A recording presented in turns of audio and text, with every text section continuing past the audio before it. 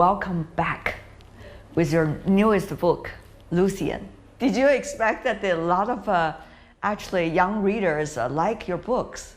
Yeah, when I started this book, I wanted to write a story that that I would enjoy reading, that people my generation and younger would enjoy reading, and try to make it a fast-paced story that hooks you from the beginning and pulls you through, and with lots of fun characters, and yeah. What kind of story is it? It's a story about ambition and opportunity, about deception and control, and about identity and reinvention. When I was reading the end of the novel, I did discover that it is almost a rediscovering process of characters involved, about themselves and about others that they are with. Yeah, absolutely. So I think, I mean, first of all, with the beginning, you know, I learned when I was at Harvard, I took a lot of creative writing courses, and one of the things I learned is that the first sentence, the first paragraph, first chapter of a book is super important. That if lots of times if the first sentence isn't good, people won't keep reading, so you pick it up in a bookstore, you take it, and so you have to spend a lot of time thinking about how do you get the reader from the beginning. And then in terms of the ending and the development of the characters, I think that at the end, without trying to give too much away, you learn a lot of new information about the characters. But if you go back through the book, that information is always there, but you just don't see it the first time. And so I think that I wanted to mimic the experience of the narrator, of the main character, spending all this time with this other character, not knowing these things about him, and then discovering at the end, but then looking back and being able to say, oh, the clues were there. You have to plant all the seeds. Yeah, exactly. That's a very complicated process, isn't it? And plant them in a way that the readers know them, not necessarily feel very alerted by them. Yeah, you need to find a balance between how much do you give away, how much do you, because if you have a big surprise at the end but there's no foreshadowing of it, then the reader feels like they've been a trick played on them and they've been cheated, you know. So it's like you have to have the clues in there, but without revealing too much. So it's always a balance. Was there a tricky place or two that you would like to share with us as the writer? Towards the end of the book, this Lucien, who's the very charming sort of golden boy character, he begins to his behavior becomes much more erratic, and he sort of begins to spin off the rails a little bit. And you start seeing holes in his story that things aren't adding up, and you don't really know why. And he's very good at sort of manipulating the truth and living in this gray area. And so that I think was where it was sort of the hardest to figure out how much should I show him kind of going off the rails, and how much vulnerability do I show, and how much should he still seem like he's in control, and also how does the character react to being in that position? Because for the first half of the book, he's super put together, super in control. He's the one who's running the show, and he begins to lose that power towards the end. Well, these characters seem to have their own destinies already lined out in the book. What about for you?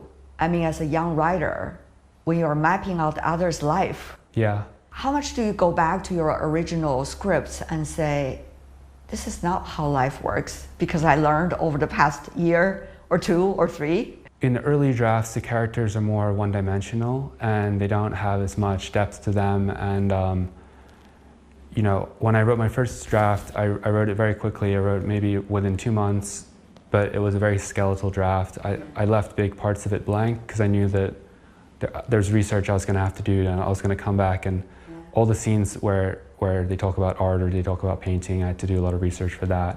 I interviewed several people that had long careers as forgers who went to jail and stuff like that, and which I found super interesting. You did? Wow. Yeah, no, the stories are fascinating. These guys, lots of them had no background as artists, and they just taught themselves how to do it. But their paintings ended up in the Louvre, in the Tate, in the MoMA, and I found just the idea of like that if I tell you that this is a Picasso painting, it's worth $5 million. The second you find out that it's not, it's now worth 0. but until you knew that, it was worth 5 million to you. And so where does that idea it's of like... hilarious, isn't it? Yeah, it's also the amount of experts that get fooled by these as well.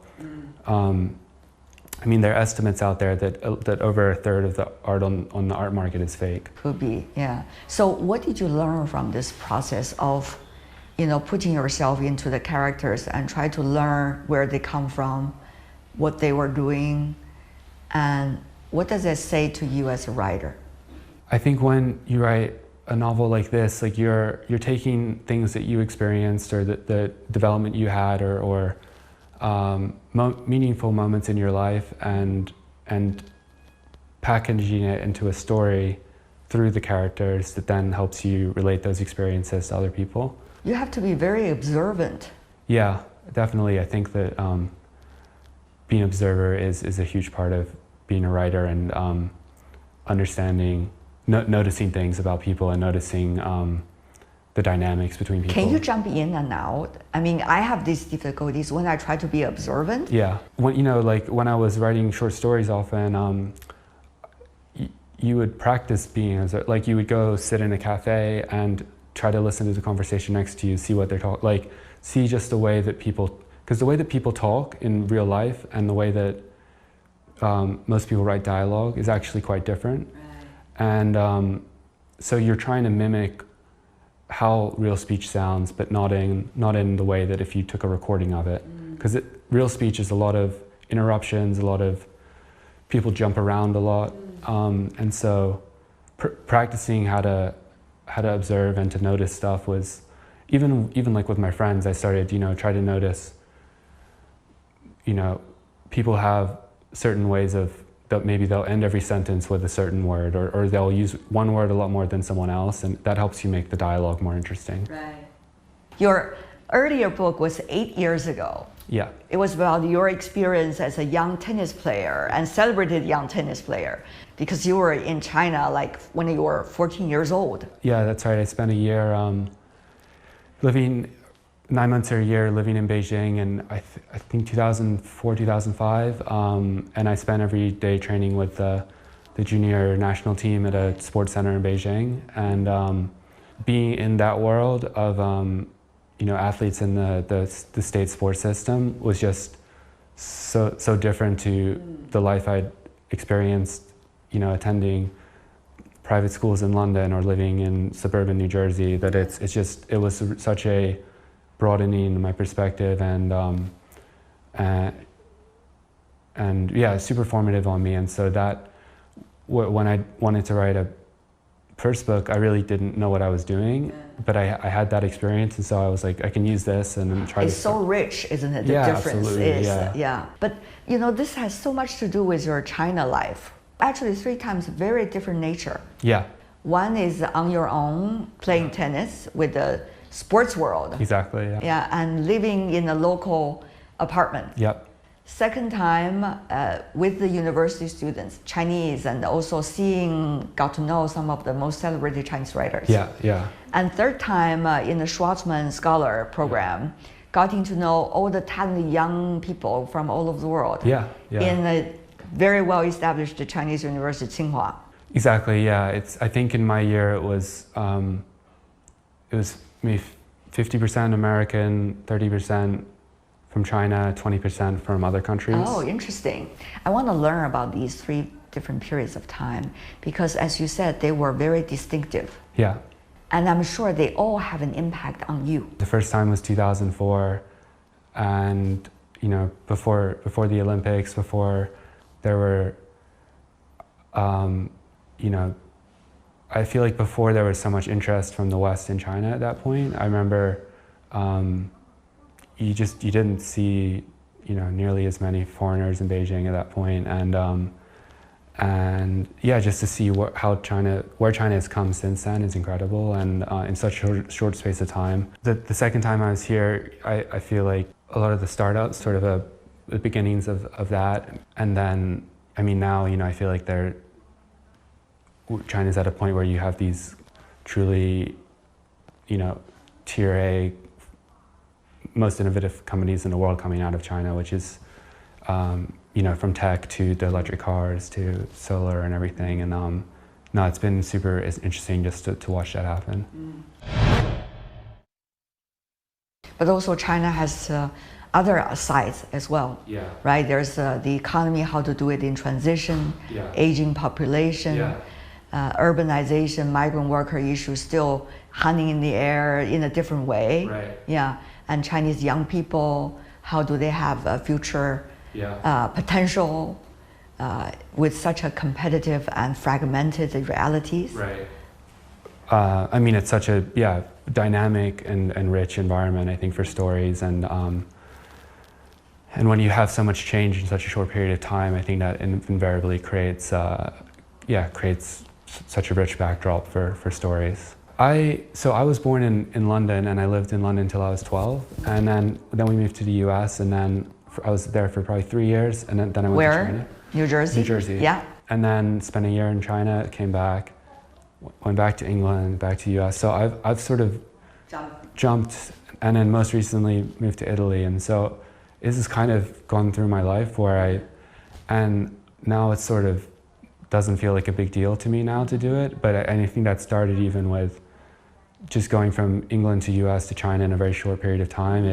You just learn to be adaptable, and I think it probably helped with writing too, because I think you have to learn to put yourself in other people's shoes and to understand things from, even just to fit in and be accepted. It's like you're coming into a new context and you have to adapt, and Very interesting. For you, were there one moment or two in China or related to China that, give you something?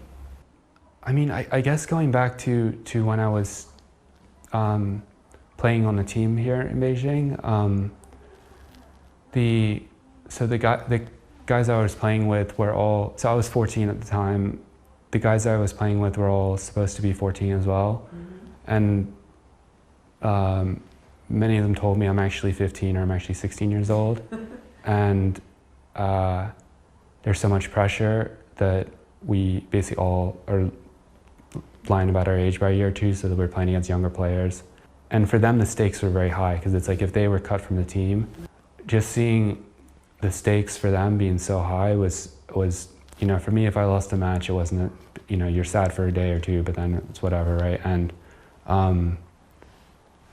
I think seeing that firsthand was like a really opens your eyes to what is real pressure, what is real problems that people deal with that you don't, you go back to rural New Jersey and life is very, very comfortable and very pleasant, and like it's just a different world. And I think that You were the first year Schwarzman scholars, yeah? What kind of experience was it like? And now in retrospect, how is it contributing to your understanding of things about yourself? I was in the first year. I'd sort of followed the program a bit in the press when it was announced that Steve was trying to do this, and the timing sort of worked out well, where the first year was right after I graduated, and I was like, let me apply, let me see, let me learn more about this. And as I got further in the process, I was like, this sounds super interesting, super cool. If I get it, I definitely want to do it. And so I did it, studied sort of public policy and international relations. And I think even at that point, I was thinking, I love to write, and I have the skills to do that now. And at that point, I was thinking maybe journalism or maybe. Welcome.